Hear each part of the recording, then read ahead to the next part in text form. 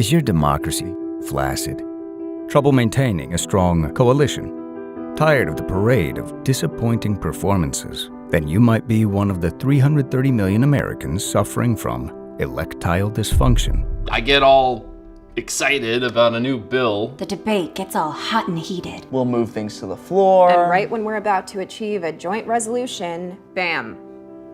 Total government shutdown. Premature capitulation. I don't know, every time I get an election, I think, maybe this time will be different. Filibustering just doesn't make me feel good anymore. It's embarrassing, okay? Fortunately, there's the Freedom to Vote Act. The Freedom to Vote Act? What's the Freedom to Vote Act? The Freedom to Vote Act, what does that mean? The Freedom to Vote Act ends your tired, sagging, floppy relationship with politics by making Election Day a holiday across the country, banning gerrymandering, expanding voter access, increasing integrity, blocking foreign interference, empowering everyday citizens, and healing our democracy.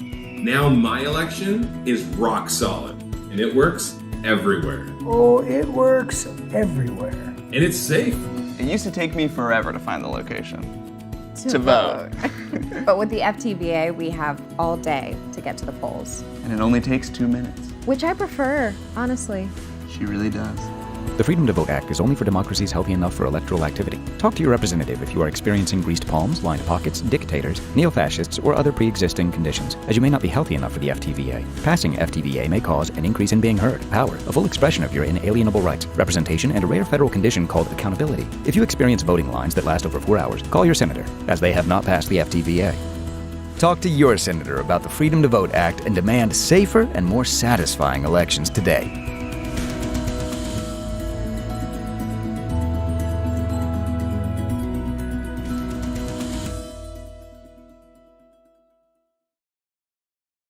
Democracy is under attack, and voting rights are threatened.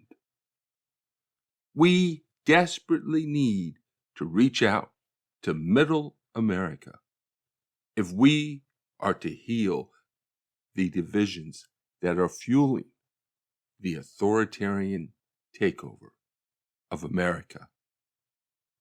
On Saturday, December 4th, at 2 p.m.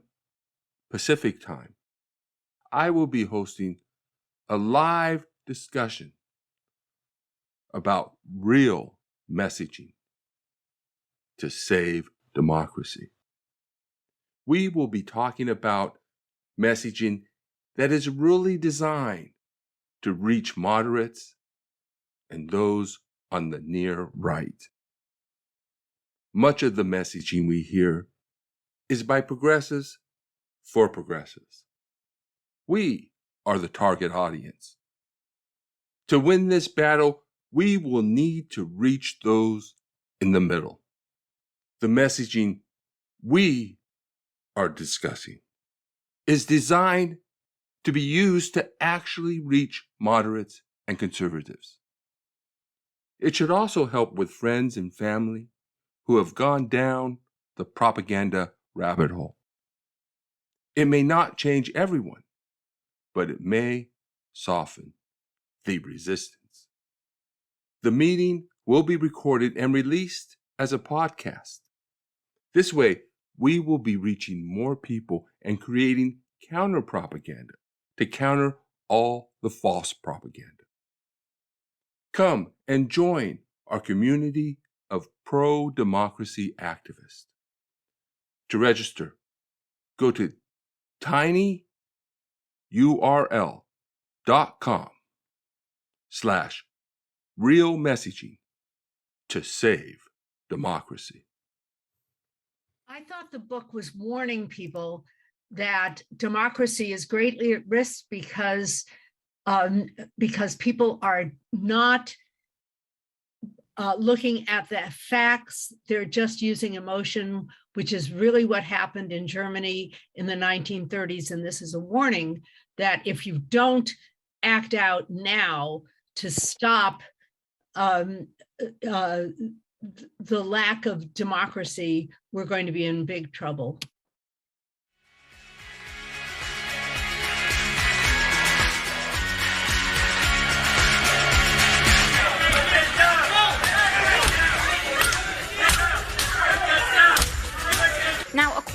public reporting, DC Mayor Muriel Bowser first called Army Secretary Ryan McCarthy to ask for help at 1:34 p.m.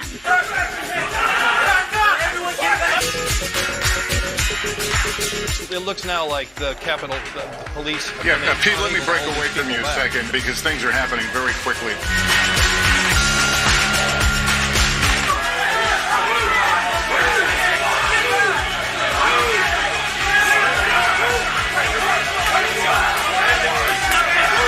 According to your written testimony, you were, quote, aware that demonstrators had breached the Capitol.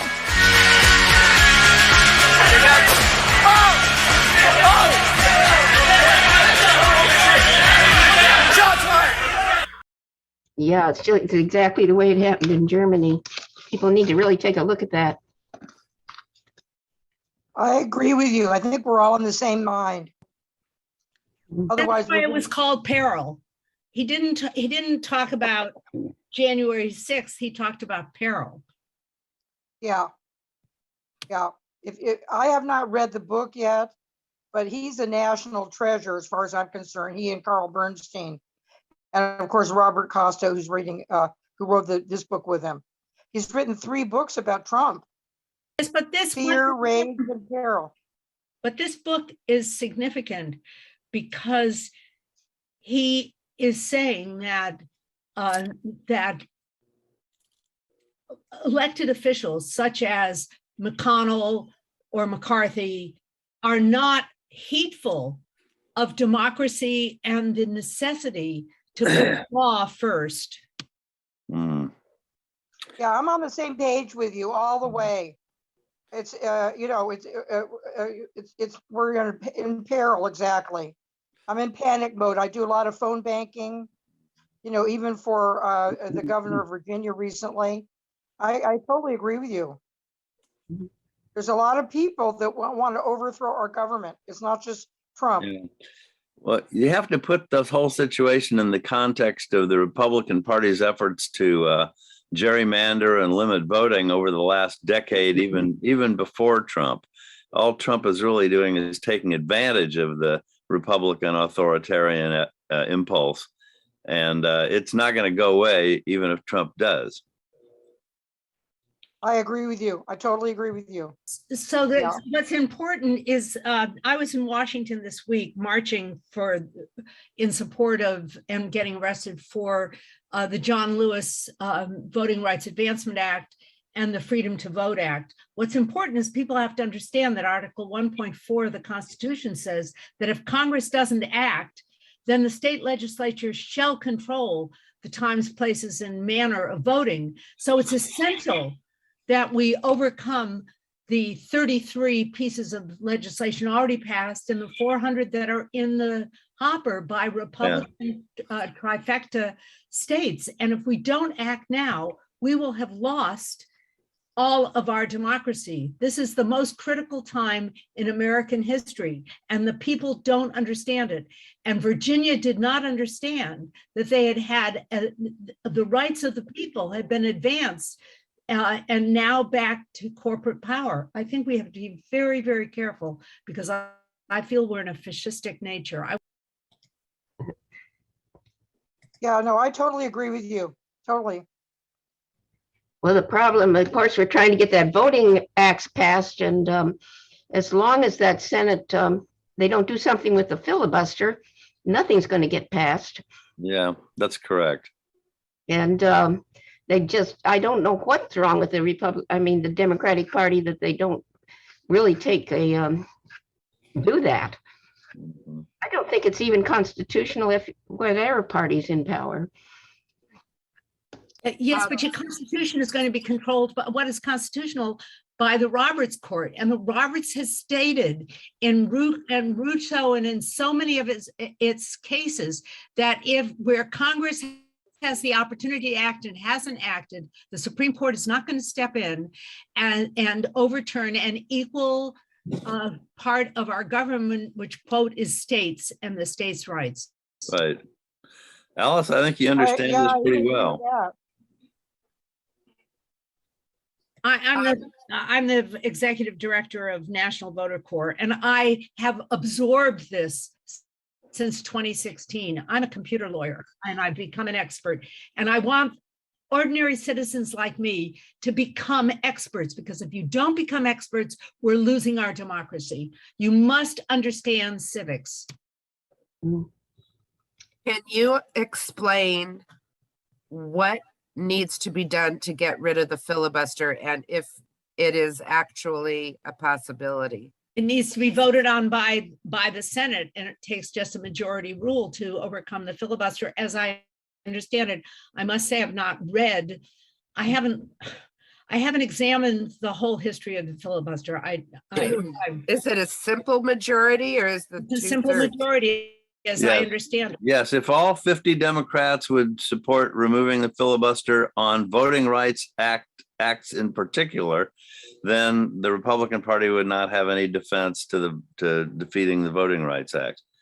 Can you do it specifically to one law? Yeah. Yes. Yeah. I mean, they already did that with the judicial appointment. Originally, you could filibuster judicial appointments, and then the Obama court or the Obama administration removed that juncture on lower courts, and then McConnell and the Republicans removed it on the Supreme Court.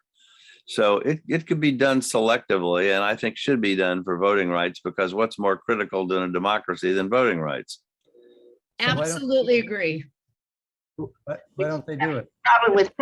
The reason that they don't do it is that they're afraid the Republicans will do the same thing to them when the Republicans are in power. They already did. You know what? They actually are the ones who stopped Obama's appointment, and now they're going in and they're defeating democracy. We can't have it both ways. I think we have to get rid of the filibuster. As far as I'm concerned, we should get rid of the filibuster, because I don't feel, and the other thing, one of the cynics has said, why doesn't California divide into two states? And we need to get District of Columbia to become a state. Can you imagine a nation that's capital with over 700,000 people who do not have their own senator? Didn't that get shut down recently, DC being a state?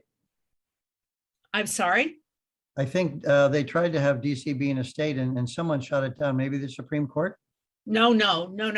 I think it's simply, it takes, in order to, you need 2/3 of the, I believe you need 2/3 of Congress to vote. And once they vote, if they vote for it, then it goes in, which is why it's so important that we act immediately on the filibuster, because if, let's say, Utah or one of these states divides in two, God almighty, we'll be lost.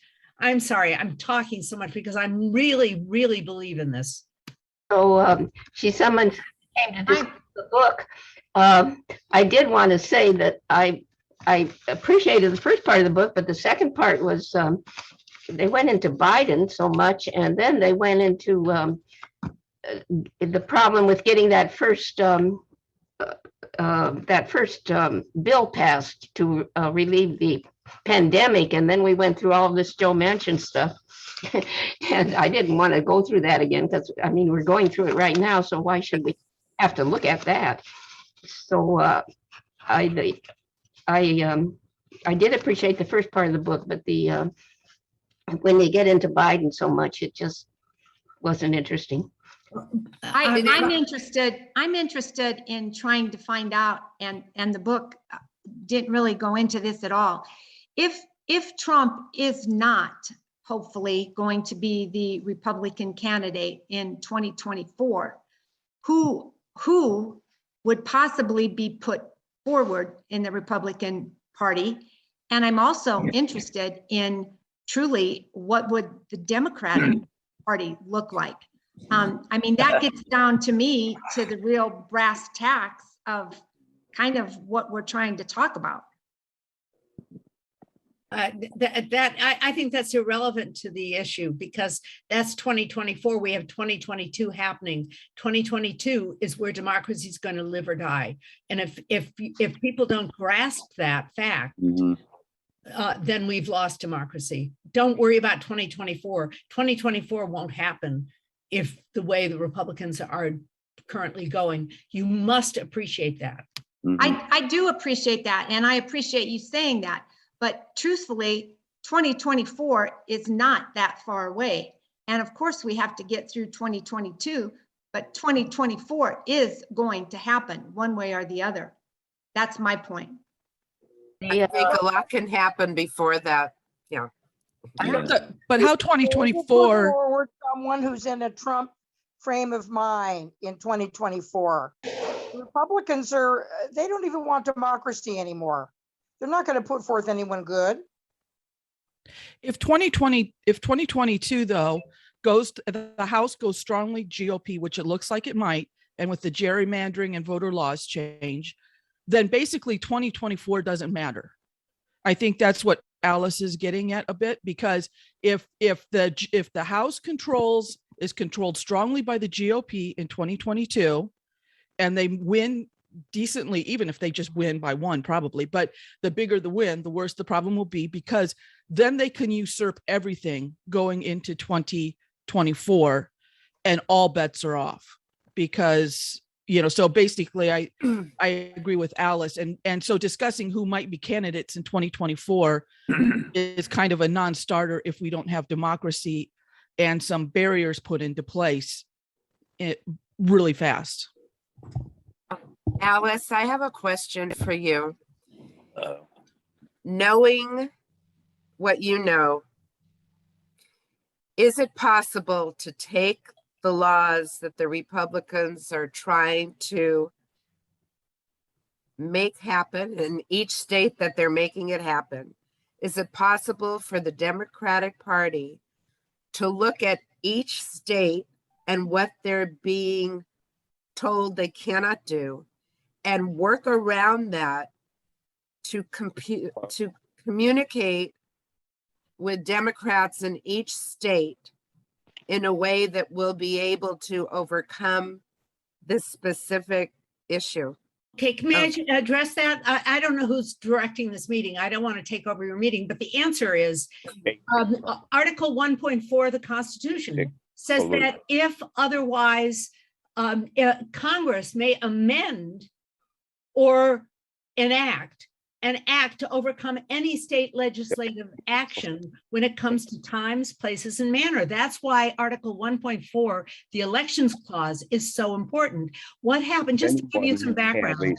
Other than myself have a solution. But he's talking out loud, yeah. Oh, okay, so just to explain how it's worked in the past. Many conservative states tried to enact a national unique voter registration laws in every single state.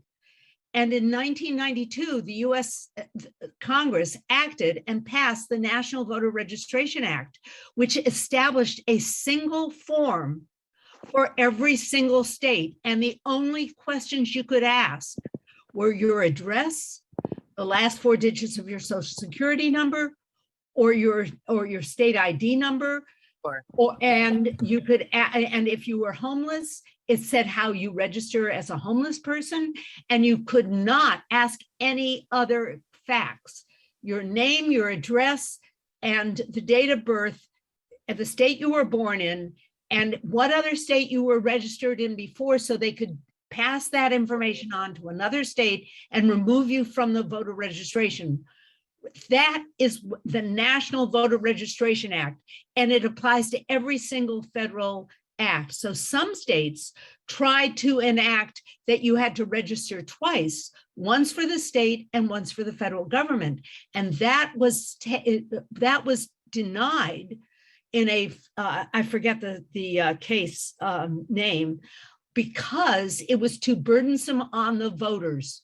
And so under the Voting Rights Act and under the National Voter Registration Act, we have federal laws which supersedes state laws in many respects. But the Supreme Court, in its wisdom, under Shelby County, ruled that part of the act, Section 4 of the Voting Rights Act, was out of date and therefore was too burdensome on the 50 states when it required that those states which prior to the Voting Rights Act had been making sure that voters did not have the right to vote, those states had to have preclearance, and the preclearance formula was ruled unconstitutional by Roberts and five members of the court, including Roberts, whose majority opinion was that Congress needed to, it was out of date. The fact that it had been reenacted for 25 years by Congress 4 or 5 years before Shelby was ignored by this man because he does not believe in one person, one vote, and every vote counted. And if you don't understand, you must read these cases. Just read the headnotes if you need to, but you need to read 3 cases and you'll understand why Congress has to act. You must read Rucho, R-U-C-H-O. You must read Shelby County, and you must read the Arizona redistricting case, because in that case where Ginsburg had the majority opinion, the minority opinion written by Roberts said that because Article 1.4 did not say that the voters of a state could establish independent voting commissions, that it was unconstitutional because Congress hadn't said you needed to have independent redistricting commissions. The people in that state had voted. And so you have a man who does not believe in the 14th Amendment, and he believes in a strict interpretation of the Constitution. And if we don't act now and pass under Article 1.4, that is the article. That is the most important article. It's the Elections Clause. And if we don't pass that law now, we will not have one person, one vote, and every vote counted. And if that isn't what you believe for America, then you better just forget telephoning in. Nancy, you're doing a nice job, but it's irrelevant into those states, because calling them up is not going to help a person who doesn't have a birth certificate, where they're now requiring you to have a birth certificate in order to register to vote. And sorry, not to register to vote, but in order to vote. Understand, to register to vote, you don't need a birth certificate, but in order to vote, you need to. And that is the distinction. That's why we need to have a federal law which applies to every single person voting in a federal election. What is the times, places, and manner? If you want more information about this, go to the Brennan Center or Ballotpedia. Those are the 2 resources which will give you what you need. The freedom to vote is fundamental to all of our freedoms. Following the 2020 elections, in which more Americans voted than ever before in the middle of a public health crisis, we have seen unprecedented attacks on our democracy in states across the country. These strategies in state after state are to make it harder to vote and easier to cheat. Well, I'll tell you what this bill does that we're talking about today, the Freedom to Vote bill. It makes it easier to vote and harder to cheat. This bill will set a baseline of protections for voters across the country with common sense, proven reforms that have already been successfully implemented in blue and red states across the country. It's about ensuring that these mass efforts at disenfranchisement that reach their most vivid flowering in the violent attack on our Capitol don't occur, and that people have the ability to get access to a ballot and to have confidence that their ballot will be counted with integrity. Shame on us if we allow the people's voices to be silenced in this chamber. Voting rights are preservative of all other rights. Right now, the right to vote is under attack. Our democracy is in a 9-1 one emergency, and we must act now. Thank you, Alice. And everything Alice said is right. The Article 1, Section 4 Constitution gives the federal government power to regulate elections for federal office. And they did that because they were afraid that some states would use restrictive voting rules, would not participate, or we can't have a country where one state decides they're going to have a democracy and another state decides, oh, we're going to have a dictatorship. It doesn't work that way. So, and also one of the things that I wanted to point out is that Trump, and I don't know how much you caught, Trump wanted to bring in the 82nd Airborne to suppress the protesters in Lafayette Square. He wanted to bring in the military to go in streets and suppress and violently suppress the protests across the country. And he wanted the military. And that one reason why I think Milley was involved in really trying to prevent Trump from being able to use the military in that way. And that may be a reason why we had such a light response. They didn't want to look like they were having a military conflict. They took all the wrong lessons from Lafayette Square. Every person has to stand and defend voting rights. Voting should be for all people. Voting rights are under attack like we have not seen since the days of Jim Crow. Now is the time to ensure national standards that will protect and expand our access to the ballot. Mr. President, we demand voting rights now. There is no excuse to not pass voting rights reform. All other rights depend on the right to vote. It is the #1 issue of our times at this moment. Get this done. What do we want? Voting rights. When do we want it? Now. Just over 100 years ago, brave women stood on this very spot with much the same message that we deliver today. Full and equal voting rights for all. Fellas, women are going to lead the way. Stay with us, follow the message, keep on keeping on, and we are going to fight this